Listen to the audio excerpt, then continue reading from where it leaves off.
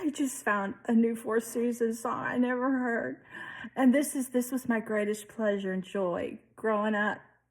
And as a teenager, as a child, whenever Frankie came out with a new song, I was in heaven, I would go miles just to hear him in concert. And when he sang that song, I Could Have Loved You Forever and Moonlight Memories, and we were the audience. I was there that night, the first time they was trying those songs on an audience, and it had Veronica and Once Inside a Woman's Heart, You Gotta Love Her Forever. I left the parking lot that day writing songs, and I went home and locked myself away a month in my room.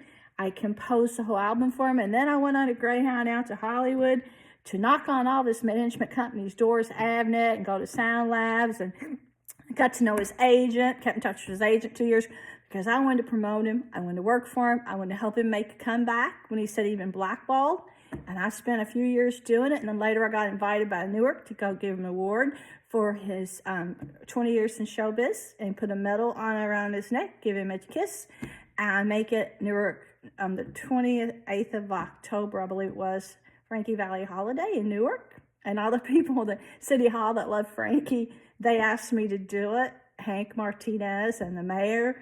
And afterward, I got to go out to dinner with him, his favorite restaurant, with his family, and I took pictures.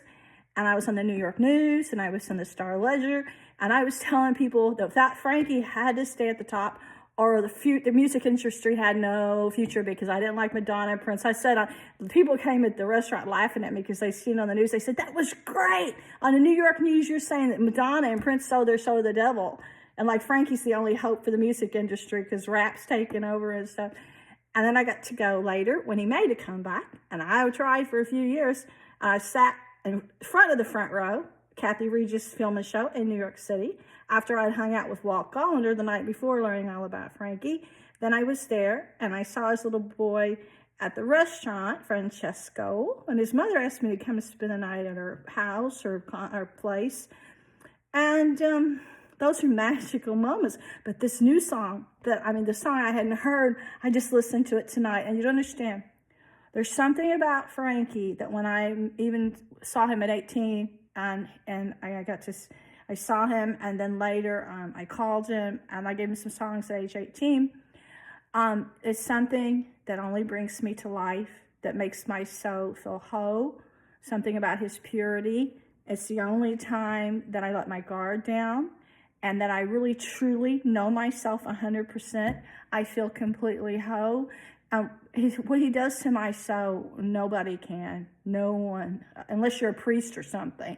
Somebody very special. But this song is incredible. Oh my God. I heard it tonight, and I felt I felt the past.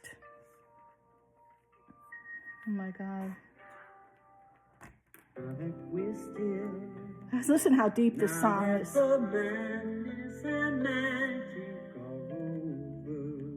You can just feel his soul, and it just attaches to my soul.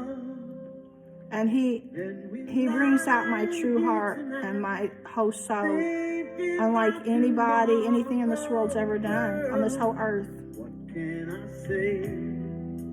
Where do we go? I don't know. No matter how depressed I was as a teen, I could get on a bus and go to his show. I could sit in the audience and hear him, and I was in another world. I was in heaven. I remember when I was doing a promotion, I found it in the bridge when I was going to do my promotion in Cincinnati. He was in town. I had to be at my job.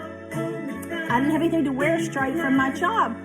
So I had to borrow my girlfriend's shoes. Then I had to go next door. There was a Goodwill because there was no store around. I didn't have a car. My boss was picking me up. I ran and got this dress. So I go, and Kenny Rogers comes out and he's right in my way. And I'm trying to get him to move out of the way because Frankie's behind him.